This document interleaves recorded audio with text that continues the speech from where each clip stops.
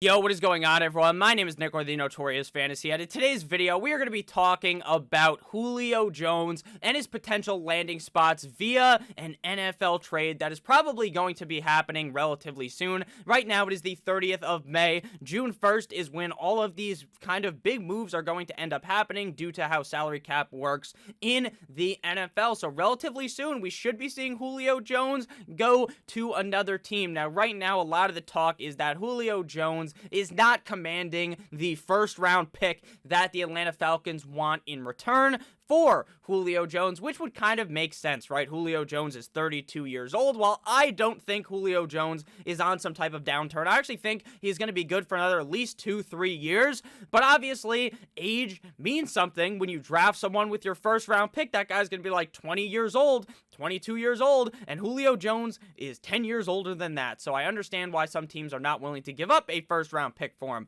What will it probably cost to acquire a guy like Julio Jones? In my opinion, it'll probably end up being like a second round pick, maybe even a first round pick if a team's really looking to go all in. But if one of these teams trades for him that I'm going to be talking about today, they're probably trading a pick from 2032 because they don't even have a pick until then. So if you guys do end up enjoying this video where I break down Julio Jones trade landing spots, talk about which teams I would like the best. Now understand that which team I like the best is so different in fantasy football versus in real life. Because in real life, Julio Jones probably wants a ring.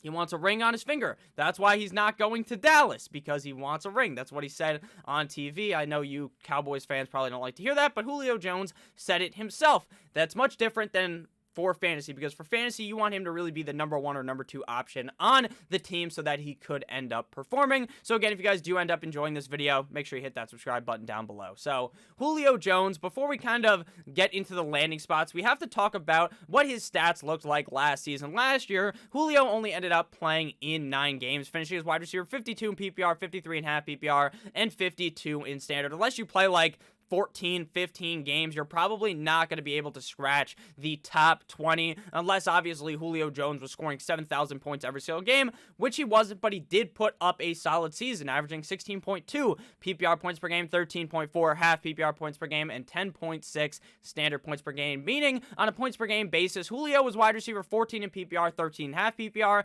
and wide receiver 12 in standard. So even as a 32-year-old wide receiver, even on a Falcons team that wasn't the greatest last year, Julio was still able to eat.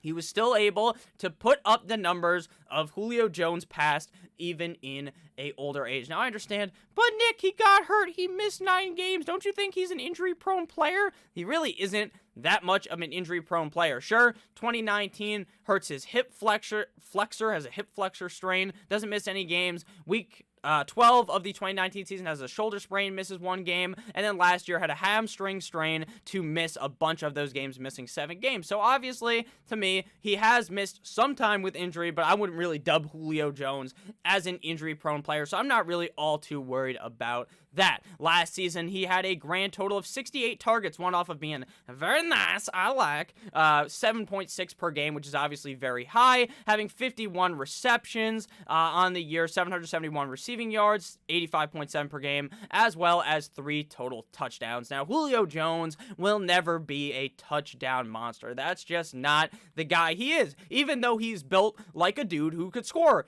12 touchdowns a season, right? He's a big boy. He's 6'3", 220 pounds, so he has the frame to be doing that, but this guy is just allergic to scoring touchdowns. Now, maybe that changes once he takes off the Falcons jersey and he puts on a new jersey. Boom, Julio's now scoring 10 touchdowns, but I don't expect him to do that. But even with him not doing that, he's still going to be a very solid wide receiver due to the amount of targets hopefully he receives on a given team. So now I'm going to bring up this nice little graphic that DraftKings put out with kind of the line movement on Monsieur Julio Jones, so we can talk about kind of how the lines have moved, and then we're going to talk about the teams in order from 7 to 1 that I feel like are his best landing spots for 2021 fantasy football. So at the bottom, you guys can see it right there. Hopefully it's big enough on your screen. It's kind of cutting into my face, but it is what it is, right? So at the top is the Atlanta Falcons. Now, the Atlanta Falcons, in my opinion, I wasn't really sure they were necessarily going to trade him, right? They draft Kyle Pitts. They don't end up drafting Jamar Chase, which is kind of what I thought they would do if they wanted to move on from Julio Jones, but they end up drafting Kyle Pitts, which is kind of what we've been projecting for a decent amount of time, and that's exactly what they did. So the Falcons ended up with minus 150 on the odds when it opened just a week ago. Then it moved to plus 500, now plus 600. It seems as though the Atlanta Falcons are not going to have Julio Jones stay on the Atlanta Falcons. So then you look down one from that, the Indianapolis Colts. That's kind of moving up and up and up. So it seems like less likely that he ends up being a Colt. The Chargers are moving up as well to plus 900. Interesting that the New England Patriots end up moving down to plus 450, even though it seems like they don't want to pay the big round one pick price, like a first round pick price, because maybe no other teams are willing to pay that. And then you can see the other teams down below. So the teams that I want to be talking about today, ordered from 7 to 1. First, we're going to talk about the LA Rams. Now, the Rams moved this crazy line, right? The Rams were initially plus 6,600, then plus 3,300, moving all the way to plus 500. And in my head, I'm like, there is no way he's going to go to the Rams, right? The Rams don't have a first-round pick in years. How are they going to be able to bring him in? Maybe it's not going to cost a first-round pick, and that is going to be possible. So he ranked 7 for fantasy football because if he's on the Rams, he is competing with Robert Woods, Cooper Kupp, Tyler Higbee, Cam Akers. That's like 4 guys, but obviously Cooper Kupp and Robert Woods are the receivers there, so that sucks for them too, right? They're not going to be getting as many targets if he goes there. So in my opinion, I don't want him to go to the Rams. For fantasy football's sake, it really hurts Woods, it really hurts Kupp, and it's going to hurt Julio Jones because you want Julio Jones to potentially be a top 10 wide receiver. If you're drafting him at this spot, you're hoping that he still has that upside that he used to. And on the LA Rams, with all this other competition, frankly, I do not see that being possible. So I'm going to rank them 7th. At number 6, we got the Ravens at plus 1,000. Now, I actually think the Ravens are relatively possible. They bring in a wide receiver in the draft, which I think was a good move. They still have Hollywood Brown, but Julio Jones would fit very well there as it gives Lamar Jackson a guaranteed weapon. When you draft a guy in the draft, you don't know, he may end up sucking complete and utter ass at the NFL level, but we know Julio Jones has been and is one of the better wide receivers in the NFL, so it would help out Lamar Jackson a lot. I don't love it because the Ravens don't like to throw the fucking ball. They like to run the ball gently down the stream with Lamar, with J.K. Dobbins, with Gus Bus Edwards, and while it would be fine and dandy NFL-wise for fantasy, to me, that does not seem very beautiful. At number 5, we have the New England Patriots at plus 450. The most likely team on this list to acquire Julio Jones. Now, the question is, will they pass the ball to him? Obviously. But then you got to think, who is the quarterback? Is it Cam Newton? Is it Mac Jones? Either way, I've been very honest about Cam Newton. I actually think that Cam Newton had a down year last year, but I'm not sure he really isn't the Cam Newton MVP Cam when Cam's dabbing on people back in the day when he was in the fucking Super Bowl. He's not that Cam Newton anymore. Now the question is, can he become that Cam Newton again? I don't know. Or does Cam Newton get benched for Big Daddy Mac Jones? Does he come into the games? I don't know. The Patriots kind of have been trying to run the ball a little bit more recently. They're not throwing the ball as much. Julio would by far be the best wide receiver on this team, and it wouldn't even be close. They bring in all these free agents. All those guys get thrown out the fucking window when Julio Jones steps into the lineup. He's by far the best weapon on the Patriots if he joins this team. Basically, on every single team in this list, besides 2 of the teams ahead, or a couple of teams ahead, he would be the best weapon on the team. So I do think that the Patriots make sense NFL-wise, but for fantasy football, I'm not too sure you would really want Julio on a team that's not going to throw the ball that much, and on a team that, in my opinion, scares me because of the quarterback there, because we don't know the real situation. At number 4, we have the Indianapolis Colts at plus 1,000. While this is wishful thinking, I do think that Carson Wentz could potentially turn the page on a bad 2020 season after getting traded from the Eagles to the Colts, and this would help out Julio a ton, with T.Y. Hilton, in my opinion, being pretty washed up.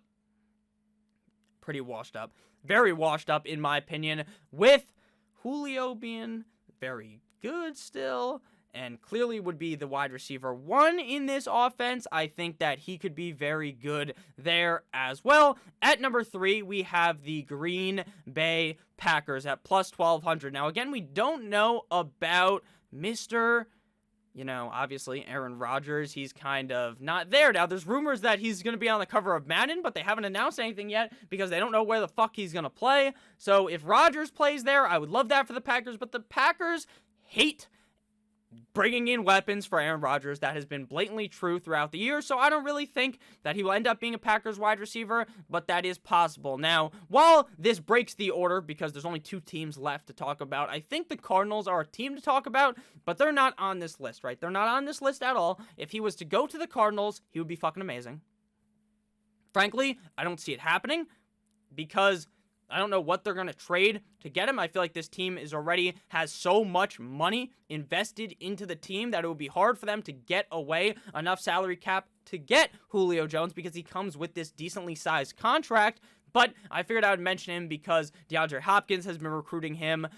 It seems like Kyler would want him. It seems like that team would have a very good receiving core if he ended up being on that team. While I don't really see it possible, I figured it would be an honorable mention. At 2, we have the LA Chargers at plus 900. Keenan Allen and Julio Jones, the wombo combo of the century. Justin Herbert, the pervert, gets a new offensive line, a reworked offensive line built up by fucking Handy Mandy or Bob the Builder, depending on how old you are and which fucking TV show you watch. The Chargers would be great. Herbert has proved himself to be very good. The Chargers are a pretty solid team. They have a nice wide receiver 2 spot open there for Julio Jones, and while I don't necessarily think it's ultra possible, they are plus 900, so it does seem pretty possible that it could end up happening. I like Justin Herbert, and Justin Herbert's stocks are going to fly directly to the moon. People are going to be drafting him so high if Julio ends up going there. My number 1 spot for Julio Jones is the Les Titans, the Tennessee Titans at plus 500. Ryan Tannehill, A.J. Brown, Julio Jones on a team that is going to throw the goddamn rock. Corey Davis fucking sucks in the past, and he has a good year last year. You want to know why? Because Tannehill will throw the ball to you regardless of if you are good or not. And guess what? Julio Jones is very good, even if you might think, oh, Nick, they like to run a lot with Derrick Henry. They can run the ball a lot, and Julio Jones could still be seeing 5+ targets every single game, and as long as he's catching a bunch of them, I think he will be very, very productive in Tennessee. So that is going to be my number 1 landing spot for Julio Jones. That's where I hope he ends up getting traded to for fantasy football. For real-life purposes, I hope the Dolphins somehow figure out a way to maneuver everything, get him onto the team. It's probably impossible. But as a Dolphins fan, that's where I want Julio. So thank you guys so much for watching. I love you guys all. Have a great rest of your guys' day. Make sure you stay safe as always. Oh, also, let me know down below. I might have said this, might have not said this. Where do you want Julio Jones to go for fantasy football? Where is your favorite landing spot for Julio Jones? I love you guys all. Have a great rest of your guys' day. Stay safe as always. Good boy.